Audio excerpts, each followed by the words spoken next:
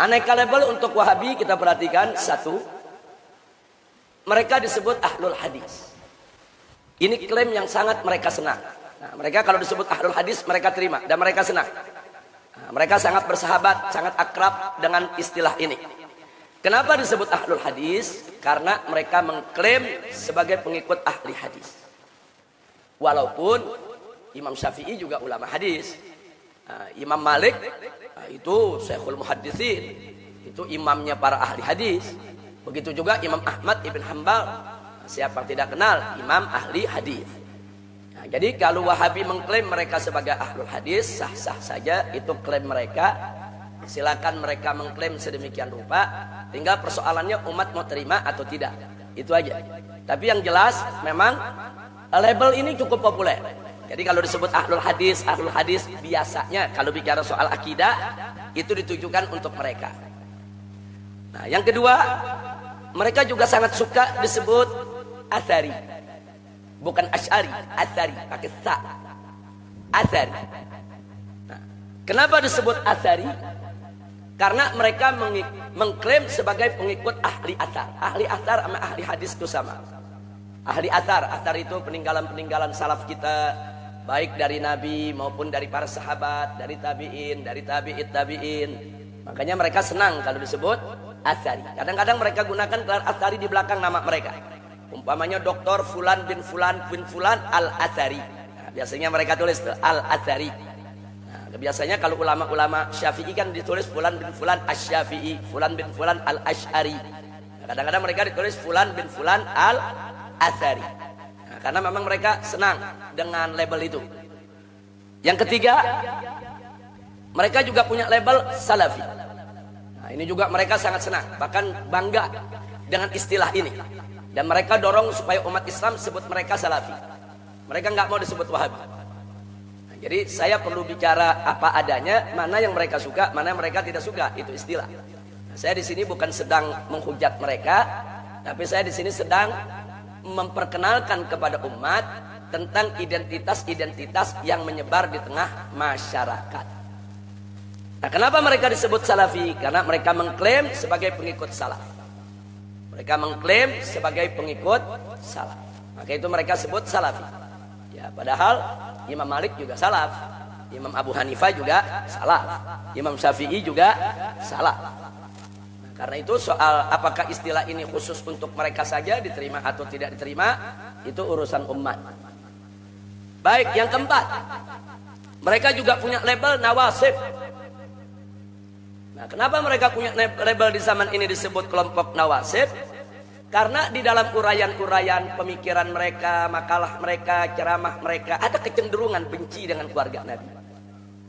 Walaupun kadang-kadang itu tidak disebutkan secara terbuka, tapi aroma kebencian itu ada. Nah, contoh, manakala mereka membahas soal pertikaian yang terjadi antara Sayyidina Abu Bakar Siddiq radhiyallahu taala anhu dengan Sayyidatuna Fatimah Az-Zahra radhiyallahu taala anha, mereka tidak segan-segan menyalahkan Siti Fatimah. Sebagaimana halnya kalangan Syiah, kalau membahas sejarah tentang pertikaian antara Sayyidina Abu Bakar Siddiq radhiyallahu taala anhu dan Sayyidatuna Fatimah radhiyallahu taala anha, mereka tanpa ragu-ragu menyalahkan Sayyidina Abu Bakar. Berbeda dengan Ahlus Sunnah. Ahlus Sunnah cinta kepada Sayyidina Abu Bakar Siddiq, cinta kepada Sayyidatuna Fatimah Az-Zahra, menghormati keduanya, memuliakan keduanya, dan tidak berani kurang ajar untuk memberikan penilaian, yaitu dari pertikaian yang ada di antara keduanya dengan merendahkan salah satunya. Itulah Ahlus Sunnah wal Jamaah. Nah, jadi ini bukan fitnah, bukan tuduhan. Tapi kita bisa dapatkan dalam rekaman-rekamannya, dalam buku-bukunya, dalam kitab-kitabnya, kecenderungan kebencian kepada keluarga Nabi itu ada. Nah, kelompok yang benci dengan keluarga Nabi ini disebut kelompok nasibah. Jamaknya nawasib. Nah, walaupun mereka nggak terima, Wahabi kok disebut nawasib nggak terima. Mana ada orang mau terima istilah nawasib disematkan kepada mereka. Baik, yang kelima. Yang kelima, takfiri. Nah, ini label takfiri juga disematkan kepada mereka. Loh, kok ada label takfiri sekarang? Karena banyak di kalangan mereka, saya tidak katakan semua, banyak dari kalangan mereka secara demonstratif dan konfrontatif begitu mudah mengkafirkan sesama muslim. Ini kafir, itu kafir, anu kafir, yang muslim dia saja, saudara. Nah ini akhirnya mereka dilabeli sebagai jamaah takfiriyah, kelompok takfiri. Walaupun saya tidak katakan semuanya orang di sana seperti itu, tidak. Nah, tapi ini harus mereka redam. Jadi kalau ada kelompok mereka yang gak terima diberikan label takfiri, ya mereka mesti meredam. Yaitu saudara-saudara mereka di kalangan mereka sendiri yang suka begitu mudah mengkafir-kafirkan orang lain. Nah, kemudian yang keenam, mereka juga punya label khawarij. Khawarij, padahal kalau kita merunut kepada sejarah, antara khawarij dengan wahabi tidak ada hubungan. Nah, cuman kenapa mereka sering disebut khawarij modern, saudara? Karena mereka bukan hanya sekedar mudah mengkafirkan sesama muslim, tapi begitu mudah menghalalkan darah sesama muslim. Jadi kalau udah mereka kafirin, ya mereka halalin darahnya. Lihat aja rekaman YouTube yang baru-baru ini menggegerkan, saudara. Seorang anak muda baru lulus Al-Azhar, pulang ke Indonesia, bicara seenaknya tentang demo, saudara. Dia katakan demo itu ciri aliran sesat, haram, dosa besar, dan halal darah orang yang mendemo. Ini paham apa menghalalkan darah pendemo, saudara? Ini kalau dihalalkan begini, NU pernah demo, FPI sering demo, HTI suka demo, Muhammadiyah juga demo. Ini kafir semua ini. Ini jadi persoalan serius. Jadi kalau nggak mau disebut khawarij, ya tolong kader-kader muda mereka seperti ini diredam. Jangan memecah belah umat. Jangan, kita kan nggak usil dengan mereka. Nah, tolong mereka jangan usil dengan saudara-saudara muslim yang lainnya. Ini label yang 7. Yang ketujuh, mereka juga dilabeli musyabbih. Kenapa dilabeli musyabbih?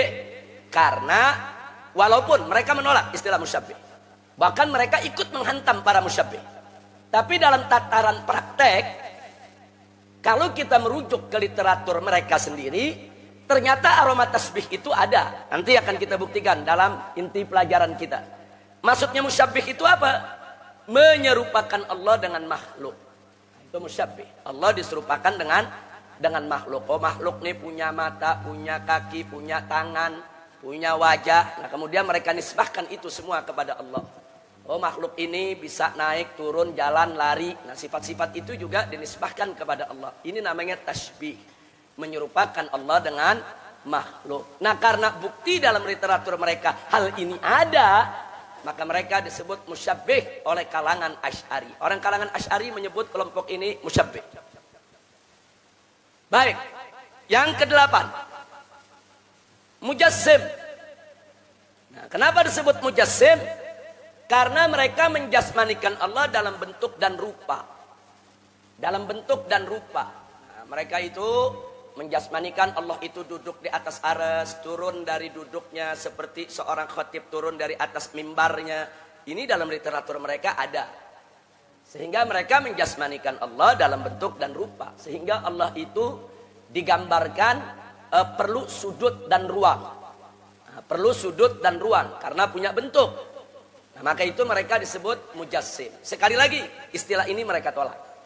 Dan mereka selalu berupaya untuk meloloskan diri, jangan sampai mereka disebut musyabbih dan mujassim.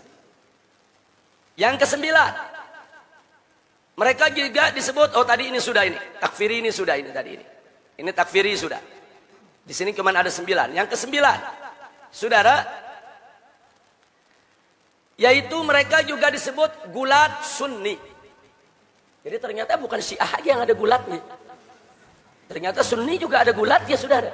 Loh, kenapa disebut gulat Sunni? Karena secara umum mereka termasuk Ahlus Sunnah. Secara umum mereka termasuk Ahlus Sunnah wal Jamaah. Akan tetapi ada keyakinan-keyakinan kepercayaan yang bagi Ahlus Sunnah itu sudah kelewat batas. Makanya disebut gulat Sunni.